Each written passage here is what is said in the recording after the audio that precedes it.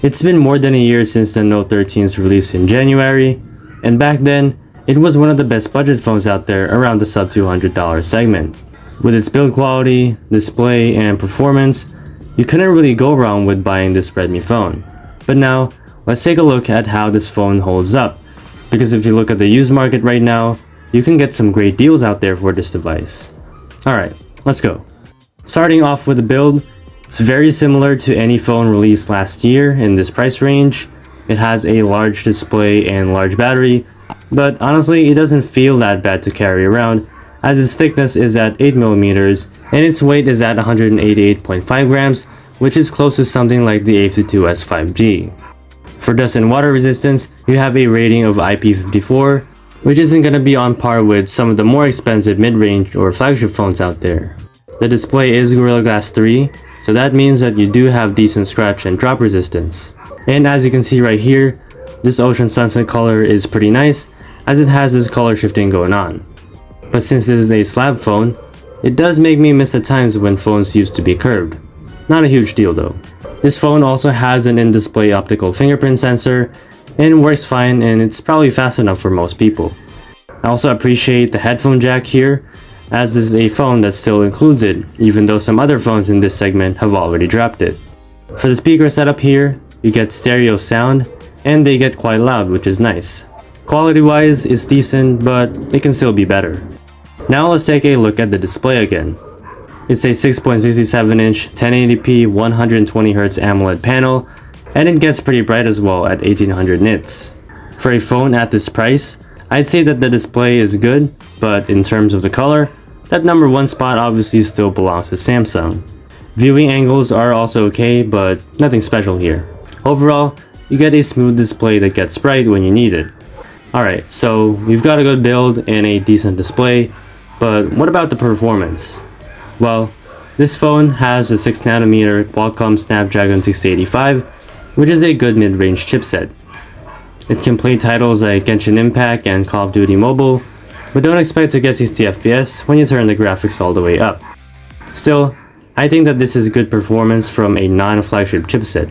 It's also quite efficient, which makes for good multitasking and battery life, which we'll talk about later. For the options that you can get here, you can get this phone from 6GB RAM and 128GB of storage, all the way up to 8GB of RAM and 512GB of storage. Not bad. And for software, this phone came out with Android 13 on Xiaomi's HyperOS. Now, it's updated to HyperOS 2.0, and 3 major Android updates are also expected for the Note 13 4G. Honestly, I think that more manufacturers should offer at least 3 major updates, especially in this price range.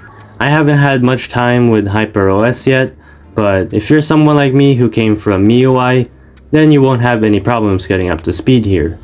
It's a very similar experience, except everything seems to be smoother and more efficient now. There are still ads because this is a Xiaomi phone, but you can turn off most of them if you go through the settings here. And speaking about this being a Xiaomi phone, that means that this has undoubtedly great battery life. It's a 5000 mAh battery along with 33W charging, and that can get you from 0 to 100 in about 70 minutes. Definitely nice to have that kind of charging here. So with that large battery, you can expect to get 10 plus hours of screen on time, which basically means that a full charge will probably be enough for the whole day.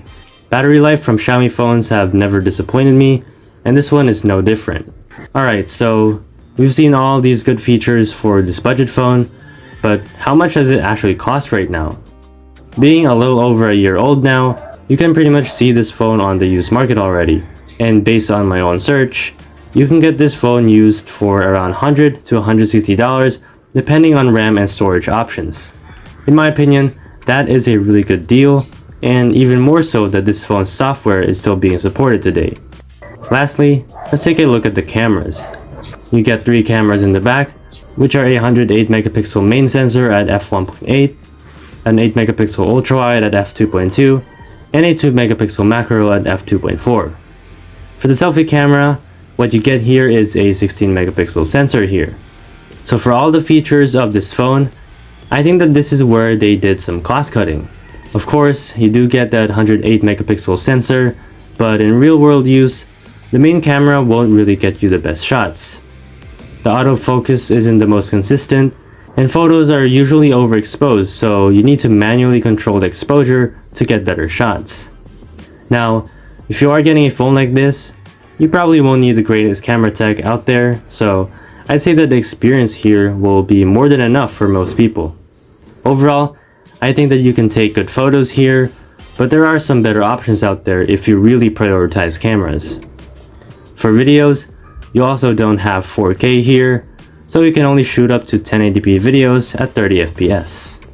So that's the Redmi Note 13 4G. It may not be a 5G phone, but if that's not your main priority, then this phone still has plenty to offer. It has a good build, a good display, good performance, a great battery, and decent cameras. For the price, and especially in the used market, I think that this phone is a great deal if you're on a budget. Anyway, that's all for this video. Be sure to like, share, and subscribe. I'm trying to get to 2,000 subscribers on this channel. See you in the next one.